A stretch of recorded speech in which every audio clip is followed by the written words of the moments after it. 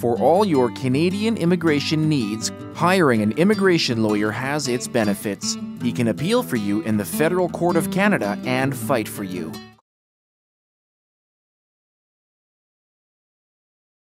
I get asked this question very often. Have I lost my residence in Canada, my permanent residence? Or am I still a permanent resident of Canada? A lot of people think that once you've passed a 6-month mark outside Canada, you have lost your permanent residence.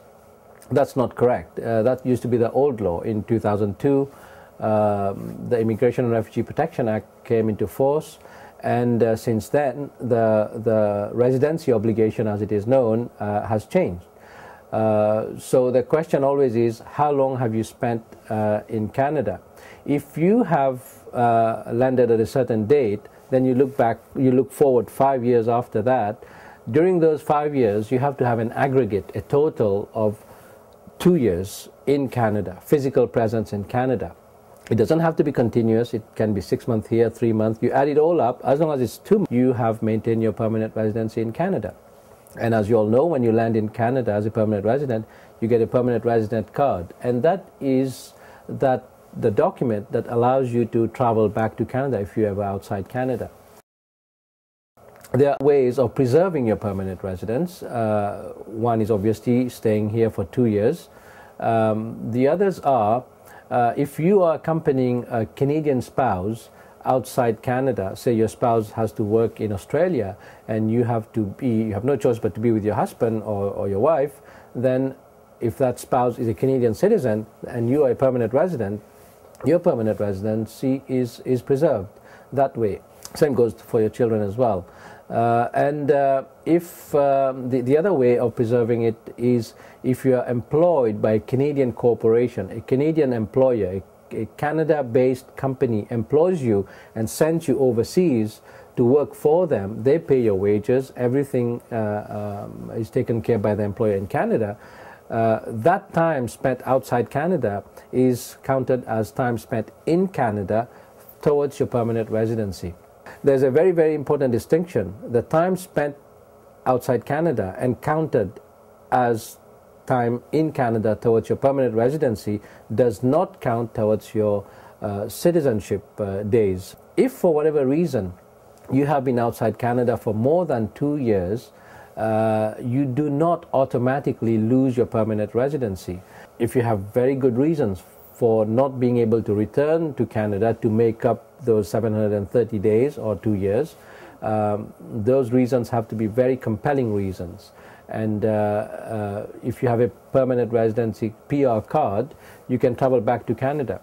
But for whatever reason, if it has expired or you've been outside Canada and you find yourself without a PR card, you have to apply for what is known as a travel document, and that travel document allows you to come back to Canada.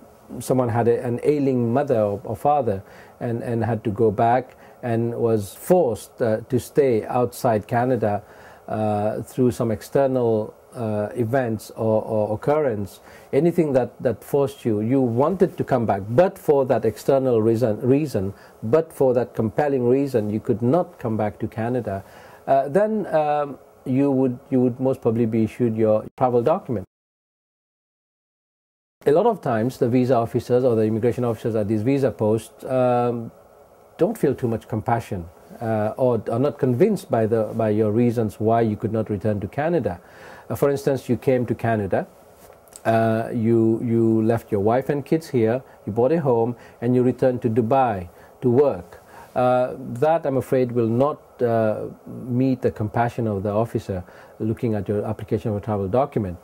Of course, if your spouse continues to stay in Canada, then she can always sponsor you back if you have lost your permanent residence. But the other way of rescuing your or keeping preserving your permanent residence at that point, if a visa officer refuses your application for a travel document, you have the right of appeal.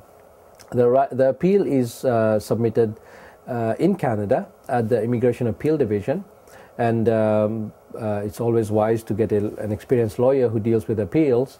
And the process is about a year or so, sometimes more, sometimes less, but as an average, currently it's about a year. And that appeal will be heard in a tribunal at the Immigration Appeal Division. It's a court of record. And there will be the decision maker there. For ease of reference, I just call that person a judge. That judge will look at all the circumstances of your case. And one of the most important reasons, one of the most important factors that the officer will look at will be the reason that kept you out. Is it compelling enough? The other would be how many trips you made back, your connections to Canada, whether you just used Canada to park your wife and kids so that your kids can get a Canadian education, or whether you seriously intended to settle as an immigrant in Canada, but certain compelling circumstances took you out of Canada. And then at appeal you can testify, and then the judge will look at all the circumstances and decide. If you win your appeal, then the visa post will issue you documents to return to Canada. And again, once you return to Canada, you have to meet the number of days to get a PR card.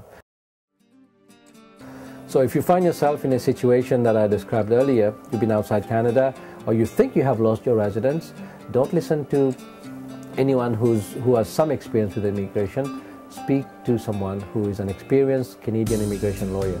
That will be money well spent, time spent, and as usual, get a good lawyer, get good advice. Good luck.